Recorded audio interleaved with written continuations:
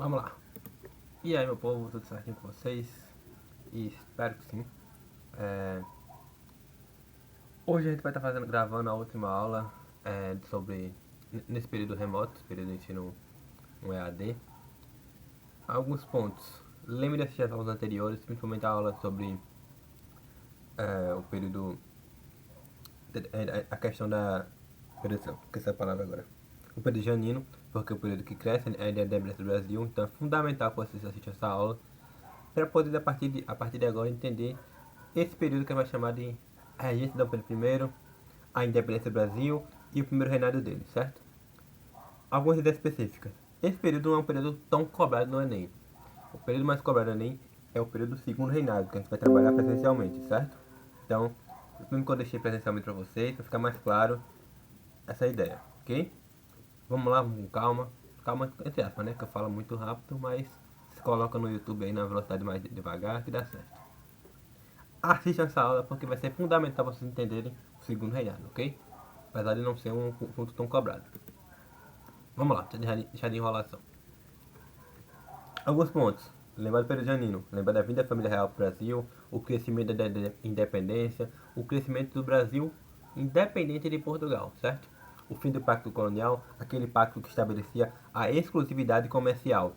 Portugal tirava a riqueza daqui, dava para Portugal, ao mesmo tempo que trazia produtos para cá, trazia produtos de Portugal para cá para vender aqui, certo? O Brasil tinha aquela questão da exclusividade. Tudo que saía do Brasil iria para Portugal. Porque Portugal lucrava a partir disso, toda a riqueza que saía daqui ia para Portugal. E toda coisa, todo material, toda manufatura que viesse para cá teria que vir de Portugal, porque Portugal lucraria a partir disso, certo? Essa ideia é simplificada, certo? Essa ideia é mais abrangente, mas de forma simplificada é essa ideia central do plástico colonial. Outro ponto, lembrar da Revolução, a abertura dos portos das Nações Amigas, o vulgo Inglaterra, que vai trazer agora a dependência econômica para o Brasil. Se o Brasil era dependente politicamente de Portugal, agora vai se tornar dependente economicamente da Inglaterra. Eu sei que você deve estar vendo, e eu também estou vendo. Econômica está escrito errado, certo? Vou apagar esse O e vai dar certo. Outra questão, Revolução do Porto. Aquela revolução da elite portuguesa em busca da volta da família real para Portugal, porque queriam restabelecer o pacto colonial, certo? Como o Brasil está ganhando uma questão de independência, uma questão de maior liberdade em relação a Portugal, a Revolução do Porto é a revolução da elite portuguesa querendo a volta de Dom Pedro I, não, perdão, de Dom João VI para governar Portugal e restabelecer o pacto colonial, certo? Como ele não vai conseguir isso, ele já percebeu que não tinha como restabelecer o pacto colonial. Dom João VI vai deixar Dom Pedro I aqui para governar caso desse alguma coisa. Como eu coloquei no braço, caso der merda, você vai lá e governa, certo? E a gente vai para o período de regência. Por que o período de regência? É o período que vai acontecer entre 1821 e 22, que é o período que sai Dom João VI e que Dom Pedro I vai governar o Brasil de forma interina, certo? Nesse período vai crescer mais ainda a questão da independência do Brasil. Vai se fortalecer o crescimento da independência. Outro ponto, o fortalecimento da elite brasileira a partir do período janino. Lembra que foram criados museus e foram estabelecidos o fim do pacto colonial? A elite brasileira vai se fortalecer a partir disso. Vai começar a enriquecer cada vez mais. E isso vai ser fundamental, porque a elite brasileira vai ser o principal ponto de independência do Brasil, certo? Outro ponto, a criação do Partido Brasileiro. Ele vai concretizar a independência do Brasil, certo? Ele possui diferentes concepções e diferentes pensamentos políticos. Mas o principal ponto para vocês saberem é que o sentimento de independência do Brasil está crescendo a partir do período janino e a partir do período de regência de Dom Pedro I, certo? Ele vai ter um mentor brasileiro que vai ser José Bonifácio. E por que ele vai ser importante? Porque ele vai influenciar na ideia de independência do Brasil. E aí tem um dia muito importante, que é o dia do Fico. O que é que está acontecendo? Havia uma pressão portuguesa, uma pressão de Dom João VI, do seu pai, a pressão da elite portuguesa que Dom Pedro I voltasse para o Brasil. Por quê? Porque se ele voltasse para o Brasil poderia voltar a ser uma colônia na ideia da elite portuguesa. O que é que Dom Pedro I vai declarar? Ele vai declarar que ficaria aqui no Brasil. Por que isso é importante? Isso vai estar dizendo, vai dando um recado para Portugal dizendo: Tô ficando aqui por quê? Porque eu vou ser o líder dessa independência. O sentimento de independência está aqui. Já acabou o Pacto Colonial. A colônia do Brasil está começando com a Inglaterra, começando com outros países, com as nações amigas, com a Inglaterra principalmente. Então, o sentimento de independência cresceu. Eu não tenho mais como voltar, então vou me estabelecer aqui, certo?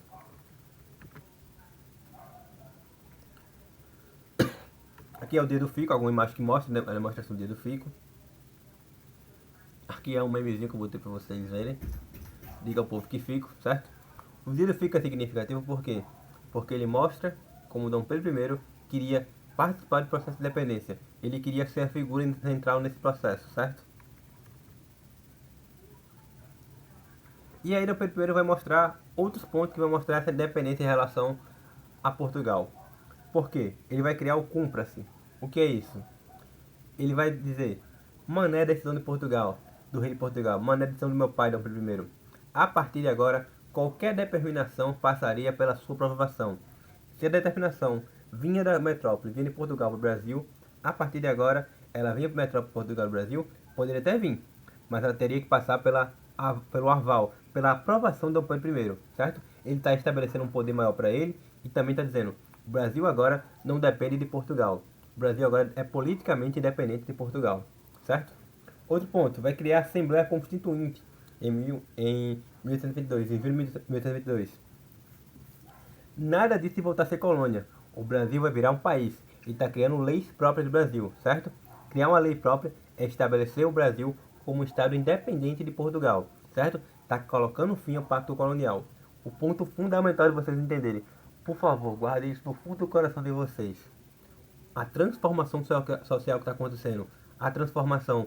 O Brasil está deixando de ser uma colônia. Está deixando de esquecer aquele pacto de exclusividade. Agora o Brasil vai se separar de Portugal, separar politicamente. Vai se tornar um Estado independente de Portugal. Certo? Vai acontecer uma medida do rei de Portugal, Dom João VI. Que vai colocar o quê? Vai anular todas as decisões do Brasil. Mas qual é o principal ponto do Cúmplice, da Assembleia Constituinte? Mostrar que o crescimento de independência, o crescimento do Brasil como independente está crescendo, crescendo e crescendo, certo?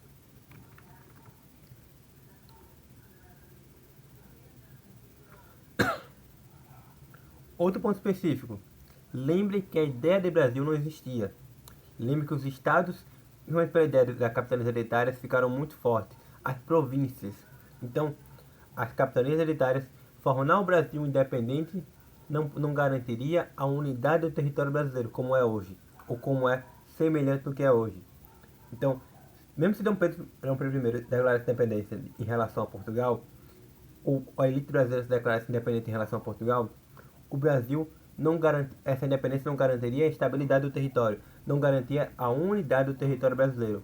Então foi fundamental que ele fizesse o seguinte rolê. José Bonifácio inspirou o Dom Pedro I a dar um famoso rolê para o Brasil. Por quê? Ele queria conquistar as elites locais, mostrar um projeto de nação unida. Por quê? Se o Brasil se declarasse independente naquele período, antes desse rolê de Dom Pedro I, o Brasil ia se declarar independente, mas muito provavelmente ia estourar rebelião em todo canto, ia estourar revolta. Por quê?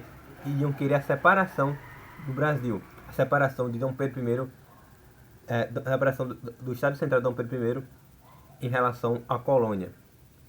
O que é que aconteceu em prática? Ia estourar revolta no Ceará, em Pernambuco, em todas as capitanias hereditárias pedindo a separação em relação ao governo central, ao governo de Dom Pedro I. Então, a unidade do território brasileiro não seria a mesma do que é hoje, se não houvesse esse rolê de Dom Pedro I, certo? Como eu coloquei aí. E aí vem a declaração de independência, né? No dia 7 de setembro de 1822, Portugal vai ameaçar invadir o Brasil. Por quê? Porque o Brasil perderia... o Brasil era uma colônia ainda na concepção portuguesa. A elite portuguesa ainda estava interessada na colônia do Brasil. Ainda estava interessada no Brasil. Então, pensando nisso, pensando nesse ataque do Brasil, Dom Pedro I vai chegar no famoso rio Ipiranga e vai declarar a independência do Brasil, vai proclamar a independência do Brasil. Alguns pontos específicos. Logo de cara, a Inglaterra e os Estados Unidos vão reconhecer essa independência. Por quê? Eles queriam lucrar economicamente com isso. Então eles vão o Brasil deixando de ser a colônia de Portugal, para com aquela questão do exclusivo em relação a Portugal do comércio, e com isso Portugal, com isso Inglaterra e Estados Unidos poderiam lucrar a partir do fim do pacto colonial com Portugal. Estão entendendo que o reconhecimento dos Estados Unidos e da Inglaterra é feito porque eles queriam lucrar economicamente, certo? E um ponto específico que vocês têm que guardar, que é fundamental: esse processo de independência não é feito de forma popular. A população, de forma geral, não participa desse processo. Vou mostrar vocês mais na frente agora. Nesse é um memezinho aqui, porque o povo diz que tem uma mitologia que diz que tá vontade de cagar, vai perto do rio Ipiranga. Na hora que ele sobe, aí ele acaba sabendo a notícia na hora que ele tá fazendo cocô. Aí então, ele vai e declara o Brasil independência, proclama a república. A república não, perdão. Proclama a independência.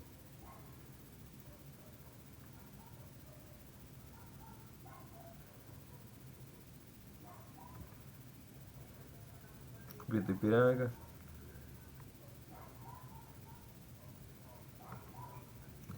Esse filme aqui em específico é interessante notar. Por que o Brasil é mesmo independente? Por que esse meme é importante de pensar? Porque apesar de se tornar independente em relação a Portugal, quem vai governar o primeiro governo aqui vai ser quem? Vai ser Dom Pedro I. Ele é um rei português. Ele é um representante de Portugal. E vários aspectos ele vai governar e vai ser estabelecendo uma relação com Portugal ou beneficiando Portugal. Isso é importante pensar porque o governo dele vai ser marcado por uma instabilidade política, porque ele não tinha apoio popular, porque era um rei de Portugal governando o Brasil, certo?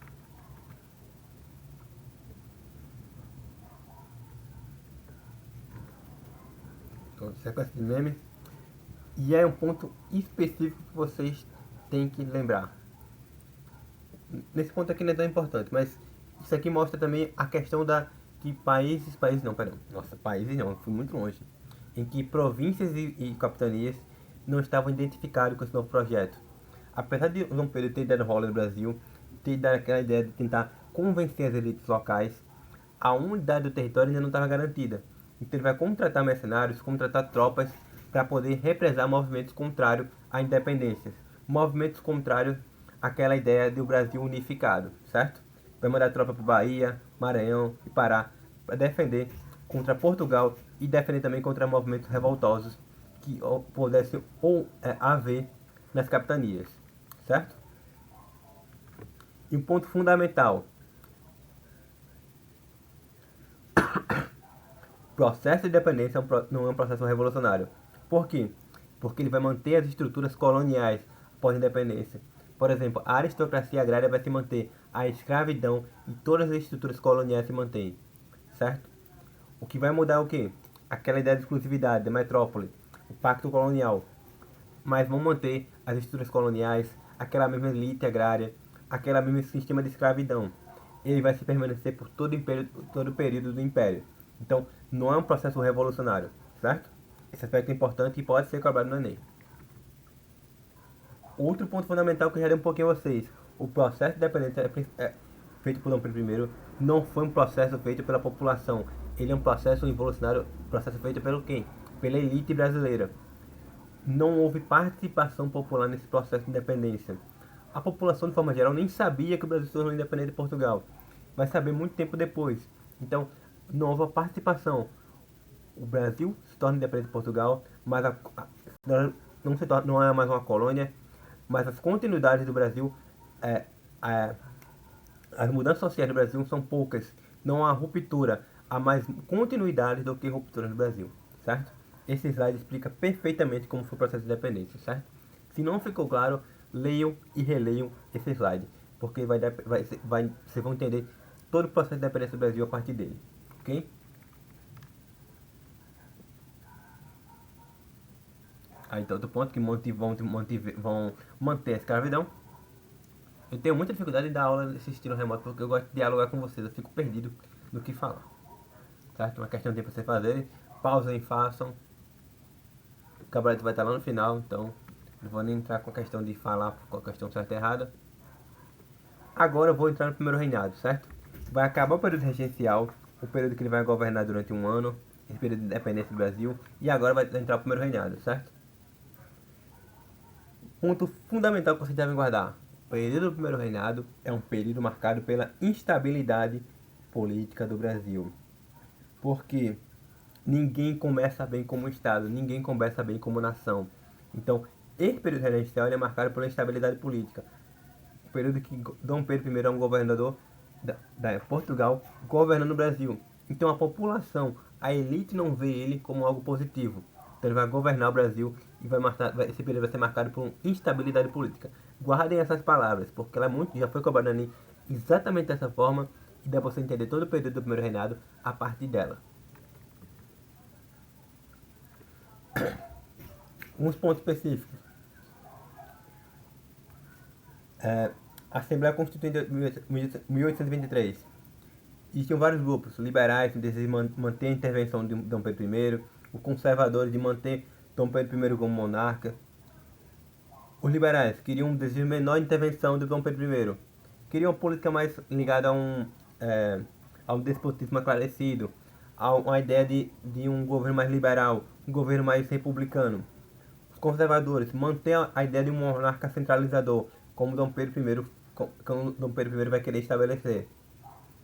Outro ponto, a independência cria uma necessidade de criar leis próprias, a separação de Portugal. O Brasil agora está separado de Portugal, então ele precisa criar leis próprias, leis independentes de Portugal, certo?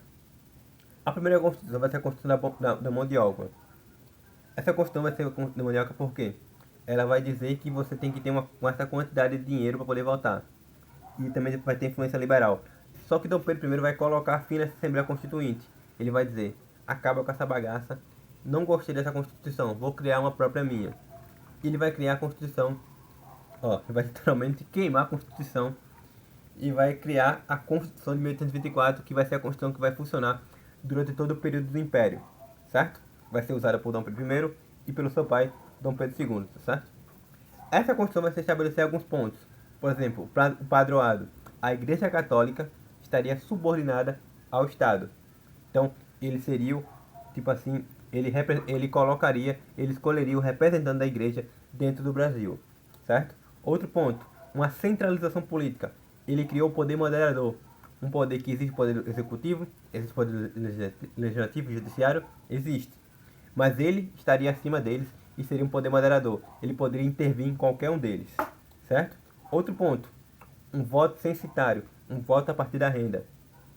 O voto está sendo foi abrangido no Brasil. No período colonial não existia a questão de votação, estava restrito aos homens bons, homens de elite. Agora o voto vai ser vai aumentar um pouquinho, mas ainda está restrito, porque seria a partir da renda. Então a elite que votava a partir nesse período, ok? E aí, porque eu já vou direto, acabei de apresentar para vocês a Constituição, e porque eu já vou direto para o período da crise do segundo reinado.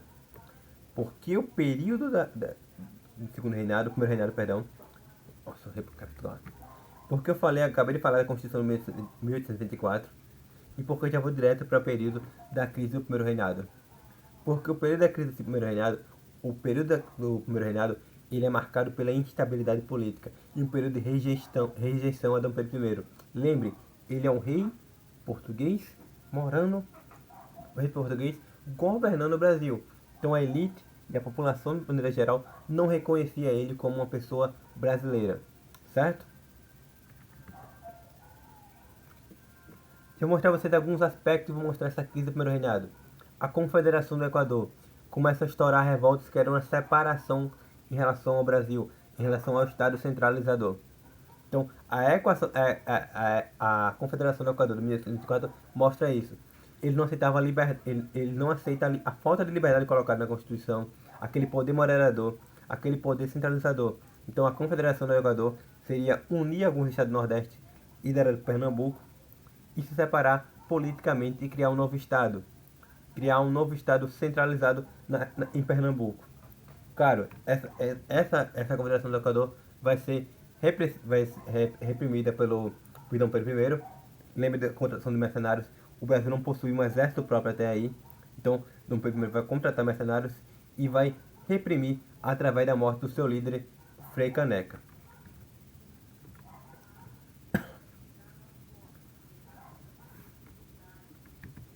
E aí vem um ponto específico também. Outro aspecto que mostra como Dom Pedro I era um rei português governando o Brasil. Ele vai pagar pela independência. O Brasil é explorado mais de 300 anos, como mostrei no slide anterior, e você ainda vai pagar pela independência em 1825. Ele vai pagar pela independência. E aí um ponto específico, vamos lembrar do Tratado de Meeting, ou Tratado de Panos e Vinhos. O Brasil nesse momento vai pagar aquele endividamento português em relação ao Tratado de Panos e Vinhos. Lembram que a Inglaterra vendia mais tecido do que Portugal vendia vinho? Lembra que isso gerou um endividamento português? Esse endividamento português vai ser pago em 1825, através do pagamento da independência do Brasil a Portugal. Certo? E por que isso é importante? Porque isso vai aumentar a impopularidade dele. Ele é um rei português governando o Brasil. Então, vai aumentando a impopularidade dele, vai aumentando a instabilidade política que já era existente no governo Dom Pedro I. Outro aspecto que é importante, a Guerra da Cisplatina. Ele vai perder a guerra com o Uruguai. O Uruguai vai se tornar independente. Outro ponto, o pessoal não queria que ele entrasse em guerra contra o Uruguai. Só que ele vai entrar em guerra, vai investir muito dinheiro lá e vai insistindo. Ele vai insistir no conflito e vai, inclusive, decretar, nesse período vai acontecer a falência do Banco do Brasil. Porque ele vai pegar muitos recursos de lá e investir nessa guerra e vai acabar perdendo da mesma forma. Vai perder a guerra para o Uruguai, isso vai só enfraquecer cada vez mais o governo dele.